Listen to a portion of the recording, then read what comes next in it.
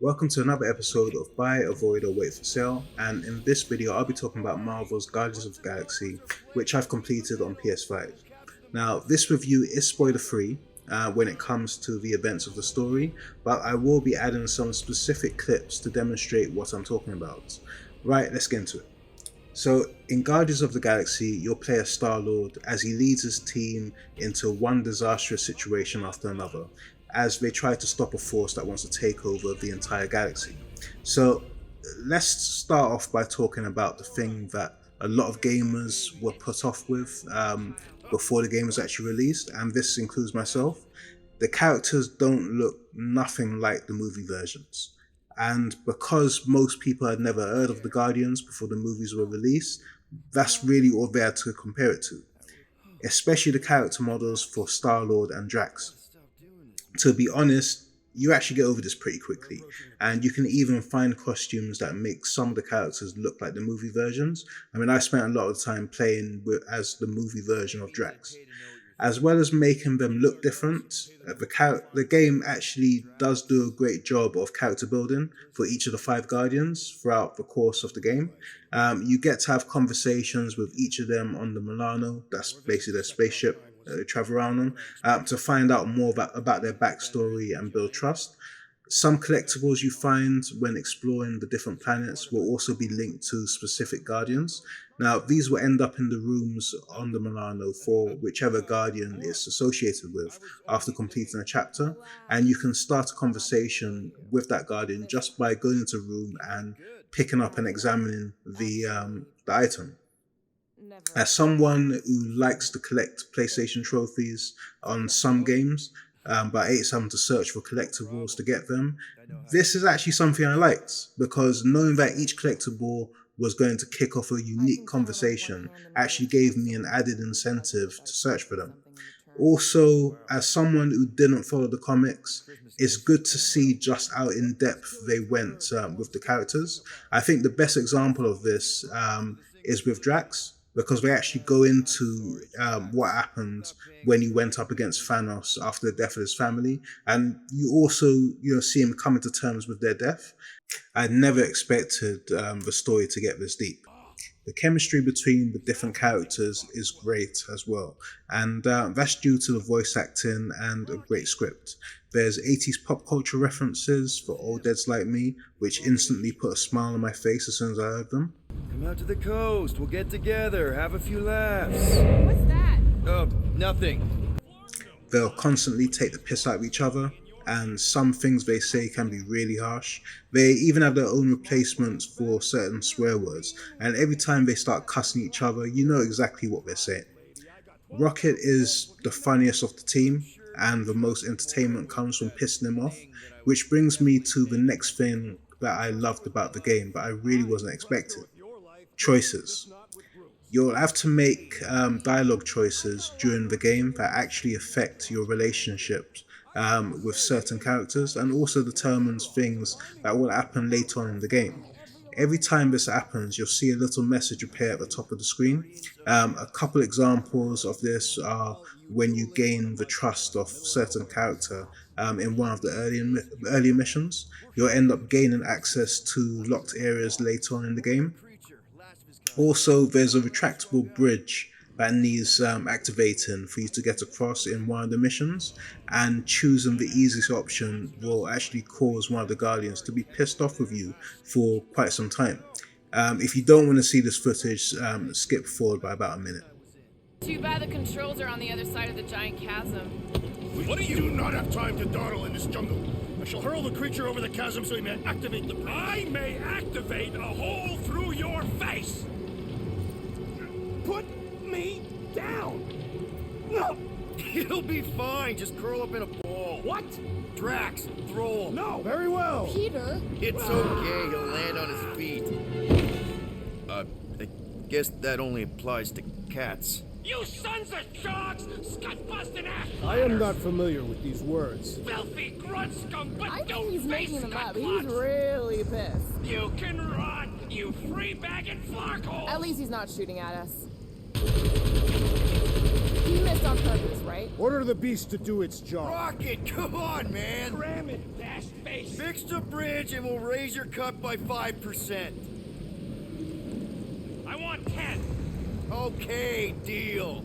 We'll take it out of Groot's cut. He doesn't understand money anyway. The different choices also give you an incentive to replay the game once you've completed it, and there's a New Game Plus option that's unlocked as soon as you complete the game. Now, there isn't a trophy for completing the game in New Game Plus, but I'm curious to see how making different choices will affect the game, so it's definitely getting a second playthrough from me. If you do decide to replay it in New Game Plus, it's a good idea to create a second manual save before you complete the game, as New Game Plus will overwrite the original save game. Now, when I did this, it actually gave me the option of whether I wanted to overwrite the save or not. Now, I chose no because I planned on going back and creating a second manual save, but it overwrote the save file anyway. Now, when I started playing the game, I noticed that all my perks that I'd unlocked had disappeared, and all the call to action abilities for the rest of the Guardians were also gone, but all the unlocked costumes were still there. So I think something may have gone wrong with New Game Plus. Either that or they're all going to unlock after the first chapter, but I haven't played that far into it. Another thing I love is the combat, which gradually gets better with the more abilities you unlock. They've actually kept unlocks really simple, and there's no complicated skill tree. Each Guardian has 4 abilities to be used in combat. The first 3 are unlocked with ability points, which you'll gain from combat, and you can unlock any of the abilities for whichever Guardian you want in whatever order you want, as long as you have enough points to unlock them. The 4th ability is the character's ultimate, and it is unlocked by reaching a specific part of the story. You can't play as the other Guardians, so the combat is really based around you being the leader. So although other Guardians will fight enemies on their own, they will sometimes prompt you during a battle to give them an order for call to action. Whenever a call to action is activated, the Guardian's abilities will go into a cooldown, and you won't be able to give them an order again until the ability is charged up. You can use this as a way to produce great combos, especially on the tougher enemies that can take a lot of damage, as you can use one of each of the Guardian's abilities as well as your own. And when you've built up enough of a combo, you'll be prompted to perform a quick execution, just like what you'd find in the Spider-Man or Batman Arkham games. This will sometimes include the enemies getting a beatdown from the entire squad. I also like the little details, like our Star-Lord will switch to firing only one of his weapons depending on the direction he's facing. If his target is directly in front of him, it'll fire both weapons, but if the target moves to the left or the right, it'll just fire the gun on that side. There's no haptics in the DualSense controller when it comes to movement, but you do feel the adaptive triggers when firing your guns. They've also added an active reload mechanic similar to what you'd find in Gears of War, which will fire off a quick blast when you reload your weapons and allow you to quickly carry on shooting. And when you start unlocking the elemental modes for this gun, it's a real game changer. Then there's the extremely cheesy but very useful huddle system, where you'll gather your team in the middle of a battle to give them a pep talk to boost the team's morale. If you select the right dialogue option, the whole team will get a temporary damage boost. If you select the wrong option, they basically call you a shit leader, and only you will get the damage boost. It'll be a slice! Guys, huddle up!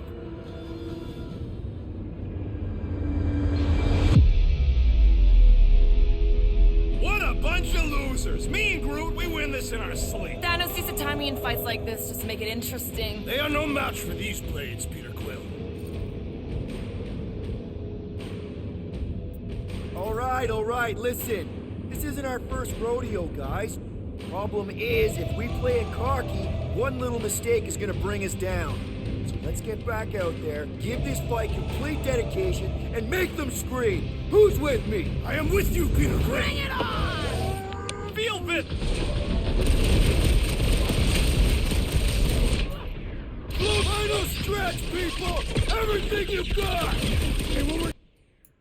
Reviving down the Guardians is also really quick and is basically just a case of holding down a button for a few seconds until they get up. I have mixed feelings about Star-Lord's movements in the game. It feels pretty smooth during combat, as you can use his jet boots to dodge attacks. If you double jump and then aim and fire his weapons, you'll fly around while shooting. But when you're not in combat, the thing that annoyed me the most was that there's no sprint button. The game will automatically move him faster when needed, but there were a few occasions where I was miscalculating jumps early on in the game because I couldn't sprint. Once I got used to there not being a sprint button, this was less of a problem, but I think that this is something that they should have included in the game. Each Guardian also has a different skill to assist Star-Lord outside of combat. Rocket will craft upgrades whenever at a workbench from components that you'll find when exploring. It'll also hack terminals to open doors. Groot can create bridges for you to cross. Gamora will cut through obstructions and can also pull you up to out of reach areas. And Drax will lift heavy objects out of the way, which can also be used as a platform for you to reach some areas. There's a decent variety of aliens for you to fight once you get into the game, although the enemies in the first few chapters weren't very impressive at all. You're literally fighting alien balls and square jelly that shoot out spikes at you in the first few chapters, but it definitely improves the further into the story you get. I was a little disappointed with some of the later boss battles in the game though, that actually looked like they were going to be really impressive but ended up just not being challenging enough for me. Another feature I was glad they added to the game was the streaming mode, which basically cut out all licensed music from the game. Now, you can't even hear licensed music playing in the menu when this mode is switched on. The feature is something I wish more games would include, because the last thing any content creator wants is to be hit with a copyright strike on a stream or YouTube video. As you can see from the footage, there's also a streaming mode label at the top of the screen to make sure you don't make any mistakes about whether it's on or not. This did mean that I can't actually comment on the game's soundtrack because I didn't air any of it, but I will get to check it out properly on my second playthrough. Now, as much as I love the game, it definitely has its issues. I ran into a few bugs during my playthrough. Some were pretty annoying, like getting stuck in corners and not being able to proceed, and button prompts remaining on screen after you press that button. Some were actually entertaining, like being hit by a phantom limb that I severed off a boss, and Star-Lord turning into the Headless Horseman during one mission. Luckily, the game has a decent quick save feature, which seems to save checkpoints regularly, because it would only take me back like 1 minute or two if I ran into a game breaking bug and had to go back to the previous checkpoint. This was even the case during boss battles that I ran into bugs. It didn't force me to replace the entire boss fight, which, I appreciated that. That was really good. Graphically, the game looks great, and I actually didn't realize that I was playing it in 1080p until I saw the Digital Foundry video, but there are also some graphical glitches which I found are mostly in the cutscenes involving some of the costumes that you unlock, and they can get pretty rough towards the end. The one that stood out the most was a costume that Gamora wears with a cape, which was so messed up that it was just distracting. Now, I played the entire game in performance mode, which is why it was played in 1080p, but in my opinion, that's the best way to play the game. It would be nice to have this run at least 1440p, but the cost of playing this game in 4K quality mode is too high. The quality mode drops the frame rate to 30 frames per second. I tried it and I just couldn't handle it. I've been playing games at 60 frames per second on PS5 for a year now, and 120 to 140 frames per second on PC. So playing a game at 30 frames per second feels like you're watching a PowerPoint presentation. So I'll happily take the resolution hit just to get the increased frame rate. And to be honest, you don't really notice it when the action gets started. Like I said, it's mostly when you're viewing cutscenes that the game looks rough. Now it's time for the verdict. Should you buy, avoid, or wait for sale? This is 100% a buy for me, which is crazy because I wasn't even interested in this game a couple of weeks ago. It just didn't look interesting to me, and I originally didn't like the fact that you can't play as each of the Guardians.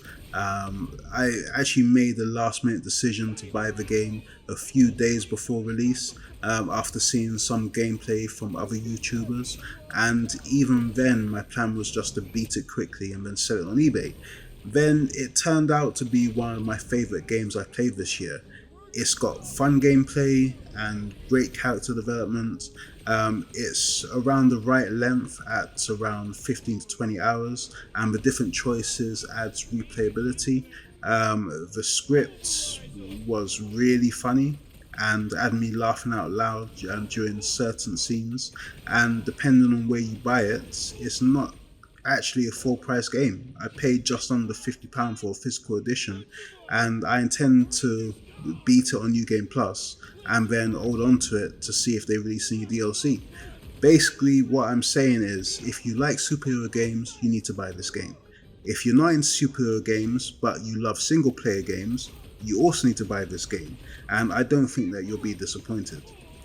Now, if you made it this far and found it useful, please leave the video a like. Also hit the subscribe button if you're new to the channel, and hit the notification bell so you see whenever I upload new videos. Thanks for watching.